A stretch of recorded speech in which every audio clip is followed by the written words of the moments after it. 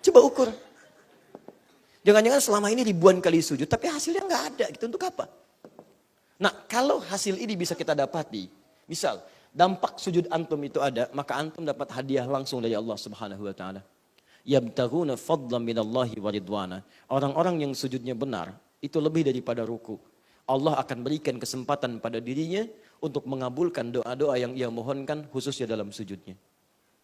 Jadi orang yang sujudnya benar dengan ukuran-ukuran ini, salah satu kemuliaannya bukan hanya mengantarkan pada tingkat tertinggi ketika dia di surga. Tapi orang ini satu, di dunianya mendapat kemuliaan dari Allah, doa-doanya akan cepat dikabulkan bahkan langsung dari sujudnya. Nanti saya tunjukkan hadis-hadisnya. Cepat terkabul doa. Satu, keistimewaan sujud yang benar adalah cepat terkabul doa. Satu, pelan-pelan. Ini saya turunkan dalil-dalilnya. Dua, satu, cepat terkabul doa. Jadi kalau sujud antum benar, punya ukuran khususnya 3 hal tadi, senang dengan sunnah-sunnah Nabi, ya sikapnya baik terhadap sesama, kemudian tidak suka dengan hal-hal yang Allah dan Rasulnya larang. Jadi begitu antum kemudian berdoa khususnya dalam sujud, seketika bisa dikabulkan. Baik. Dua, akan nampak kenikmatan dan kesenangan dalam ibadah. Jadi orang yang sujudnya benar, itu akan berdampak nikmat dan senang dalam ibadahnya.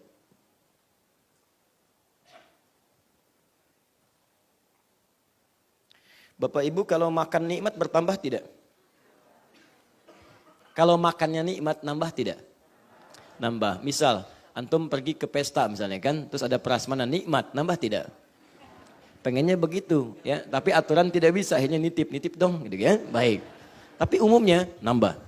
Demikian orang yang sudah nikmat makanan rohiyahnya. Ibadah itu makanan roh. Belajar itu makanan akal. Makanan-makanan fisikal itu nasi dan sebagainya, makanan fisik. Tubuh kita perlu makan, akal kita perlu makan, roh kita perlu makan. Nah, orang kalau sudah nikmat dengan roh makanan ibadahnya, maka ketika menikmatinya semakin bertambah ibadahnya. Semakin senang menikmatinya.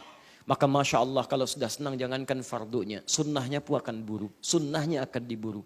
Bahkan dulu di masa-masa ahli kitab, saat masih mengikuti ajaran yang benar sesuai petunjuk dari nabi-nabi sebelumnya, itu dilukiskan oleh Al-Quran, ada golongan ahli kitab yang saking benar sujudnya menikmati ibadah sampai dia bangun malam. Malam dikejar, yang penting bagaimana caranya bisa sujud di malam hari. Quran surah ketiga Ali Imran ayat 113 sampai 114, paling kiri sebelah bawah. Laisu sawa'a bin ahlil kitabi ummatun qa'imatun yatsduna ana al-laili. Lihat ujung kalimatnya, wahum yasjudun. Ada perbedaan. Semua ahli kitab tidak buruk semua. Ada yang baik-baik. Bahkan di antara mereka, lihat kalimatnya, ada yang sengaja berburu waktu-waktu malam untuk membacakan ayat-ayat Allah dan memperbanyak sujud kepada Allah Subhanahu wa taala. Wahum yasjudun. Saking nikmatnya mereka sujud sampai jangankan yang fardu, yang sunnah diburu malam. Makanya kalau antum ingin melihat orang-orang soleh, itu malam waktu terbaik. Orang yang benar-benar soleh dalam pandangan Allah, dia tidak akan menyiapkan waktu-waktu malamnya.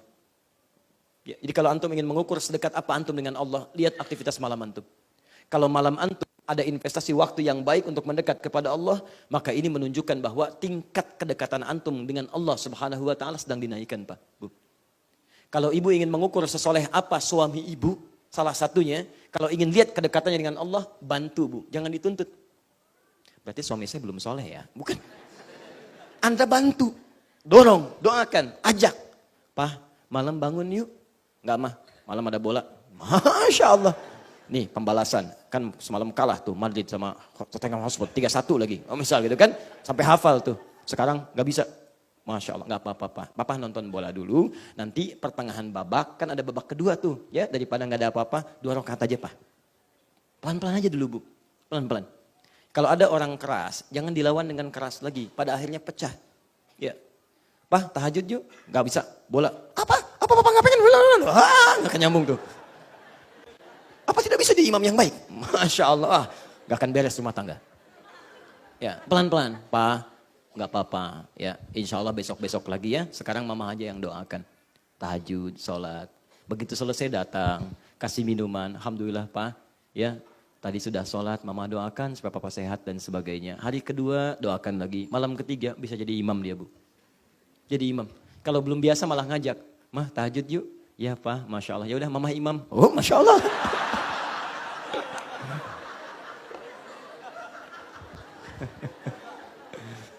Berarti ibu punya masalah serius ya. Punya masalah serius. Satu.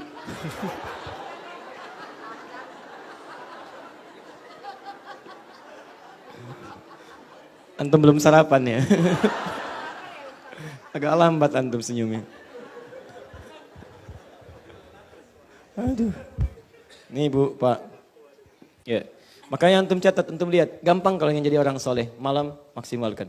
Ini kalau nikmat sujudnya, ini ibadah akan diburu. Ya. Bahkan Nabi pernah mengatakan, ni'mal abdu Abdullah.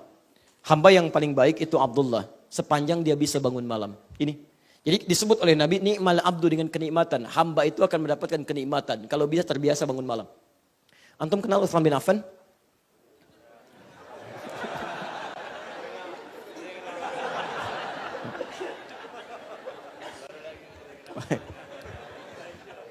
Sehat ya.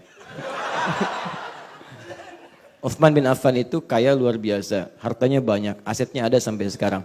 Tapi kenikmatan terbesarnya bukan saat omsetnya bertambah. Datang harta bukan. Tapi saat waktu malam tiba. Kata Imam An-Nawawi, ya saya sering ungkapkan kalimat ini, ada di kitab At-Tibyan fi Adab Hamalatul Quran, terbitan dari Kutub Al-Islamiyah, warna merah marun, paling kanan sebelah atas halaman 38. Paragraf pertama baris 1 sampai 2. Kata Imam An-Nawawi, kata beliau, Utsman itu sangat menikmati malamnya sampai tahajud, sampai khatam Al-Quran. Diburu. Jadi kalau seseorang sujudnya itu bagus, maka nikmat. Antum pernah dengar Sufyan ibn Uyainah? Masya Allah. Ada kisah menyebutkan dan beberapa sahabat tabi'in yang lain juga luar biasa. Itu pernah sholat sunnah di depan Ka'bah. Saat rakaat pertama sujud dia, temannya melihat.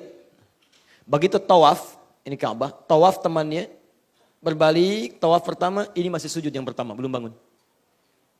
Tawaf yang kedua, masih sujud belum bangun. Saking nikmatnya sujud, sampai tawaf yang ketujuh yang terakhir masih belum bangun dalam sujudnya. Saking nikmatnya. Ya coba cek, kalau antum sudah menikmati sujud yang seperti itu, maka ada suasana yang akan berbeda dalam kehidupan kita. Demi Allah saya katakan, kenikmatan di hati, ketenangan di jiwa, kedamaian di rumah tangga, ya dan kenikmatan dalam seluruh aktivitas kita. Ini sujud.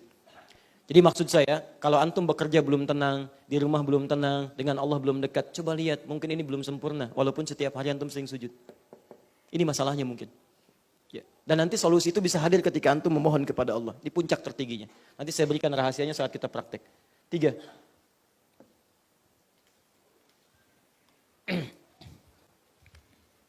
Sudah?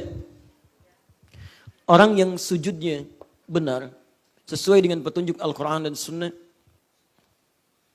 maka dia bisa mendapatkan kenikmatan puncak surga tertinggi bersama Nabi SAW. Seorang sahabat pernah bertanya pada Rasulullah SAW, "Ya Rasulullah, saya ini bukan Nabi, tapi saya begitu rindu dengan engkau. Di dunia ini saya berusaha untuk selalu berjumpa dengan engkau. Malam saya memikirkan engkau. Begitu malam saya menunggu supaya besok bisa berjumpa kembali." Karena beliau ditanya oleh Nabi, "Kenapa kamu kurus begini? Apa kurang makan?" Supaya khawatir ada kekuatan dalam dirinya berkurang. Kata sahabat ini, "Saya bukan kurang makan dan saya juga tidak selemah yang dibayangkan. Kalau diperintahkan jihad, saya jihad sekarang. Cuma fisik saya menjadi begini karena terlampau rindu dengan engkau. Kalau siang saya menunggu berjumpa dengan engkau. Kalau malam saya tidak bersabar untuk berjumpa dengan engkau. Tapi yang paling membuat saya terfikir luar biasa, sampai saya sulit menyentuh makanan, bukan karena enggak kuatnya. Ya, mohon maaf, lihat kalimatnya. Sampai sekarang saya berpikir, saya ini bukan seorang nabi. Saya khawatir kalau saya meninggal, saya tidak berjumpa lagi dengan engkau saat di akhirat nanti. Engkau seorang nabi, engkau seorang rasul. Surgamu tingkat yang paling tinggi. Sementara saya bukan nabi, bukan rasul, saya hanya orang biasa. Sekalipun Allah perkenankan saya masuk ke dalam surga, saya tidak tahu apakah akan berjumpa dengan engkau. Anda bisa bayangkan, seorang yang pernah melihat dan hidup dengan nabi, begitu rindunya berjumpa dengan nabi saat berpisah sementara waktu. Maka bagaimana dengan kita yang tidak pernah menatap dalam kesehariannya? Peluang kita hanya bisa berjumpa nabi di akhirat nanti. Maka apa jawab nabi kepada orang yang dimaksudkan tadi? Masya Allah, turun ayat Quran di sini dan turun keluar kalimat Nabi SAW. Ayat Quran yang turun adalah Quran surah keempat, An-Nisa ayat 69. Perhatikan ayatnya. وَمَنْ يُطِعِ اللَّهَ وَالرَّسُولَ فَأُولَٰئِكَ مَعَ الَّذِينَ أَنْعَمَ اللَّهُ عَلَيْهِمْ مِنَ النَّبِيِّينَ وَالصِّدِّيقِينَ وَالشُّهَدَاءِ وَالصَّالِحِينَ وَحَسُنَ أُولَٰئِكَ رَفِيقًا. Ada ayatnya? Tayyib, lihat, wa may yuti'illaha war rasula. Siapa yang mau menaati Allah dan Rasulnya, fa ulaika ma'al ladzina an'ama Allahu 'alaihim, maka orang-orang itu akan disatukan oleh Allah, diberi nikmat, dikumpulkan di surga bersama orang-orang yang telah diberikan, ditetapkan nikmat oleh Allah kepada mereka. Siapa mereka itu? Minan nabiyyina, dari semua nabi. Ada anbiya, ada nabiyyin, itu beda. Kalau anbiya, beberapa nabi.